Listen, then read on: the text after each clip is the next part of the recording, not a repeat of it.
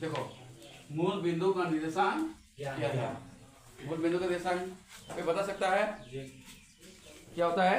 0 0। हाँ, आंसर लिखो इसका 0 0। आंसर लिखो 0 0। मूल बिंदु का निर्देशांक क्या होता है? 0 0। अगर आगे लिखो दो अक्षों के प्रतिच्छेदी बिंदु को क्या कहते हैं? दो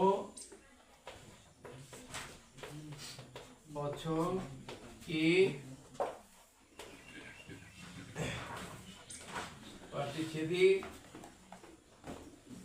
बिंदु को क्या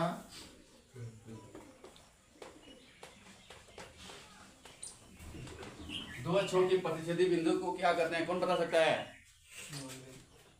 दो अक्षों के प्रतिच्छेदी बिंदु को क्या कहते हैं? कोई बता सकता है? कोई नहीं।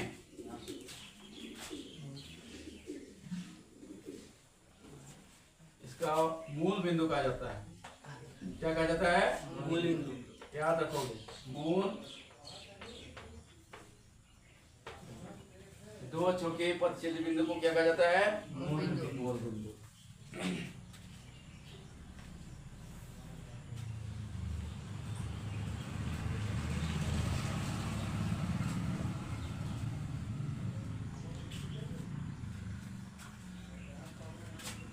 अगला देखो, किसी बिंदु की x अक्ष से दूरी, किसी बिंदु की x अक्ष से दूरी क्या कहलाती है? किसी बिंदु से x अक्ष की दूरी इस बिंदु का कही जाती है। किसी बिंदु की x अक्ष से दूरी क्या कही जाती है? क्या किसी बिंदु की x अक्ष से दूरी क्या कही जाती है? भुज या कोटि। एक अक्ष से x अक्ष से क्या कही जाती है? एक अक्ष से पूछ रहा है कोटि। इसका आंसर होता है कोटि। अरे पर y अक्ष होता तो भुज। ठीक है, किसी बिंदु की y अक्ष से दूरी क्या कही जाती है? क्या होगा? त्रिभुज, भुज। क्या होगा? भुज। हाँ, ठीक है, आया था ना? ठीक है, अब 4वां सवाल लो।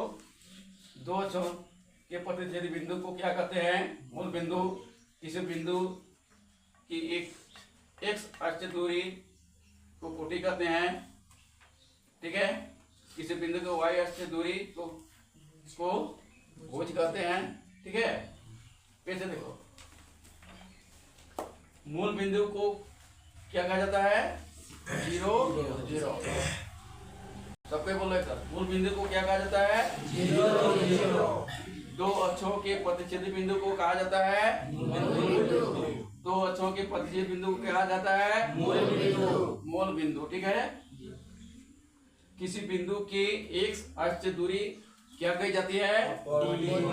किसी बिंदु की y अक्ष से दूरी कही जाती है? ठीक है, आज यहीं पर समाप्त करते हैं। अगला वीडियो कल के लिए रखते हैं। Thank you. सबको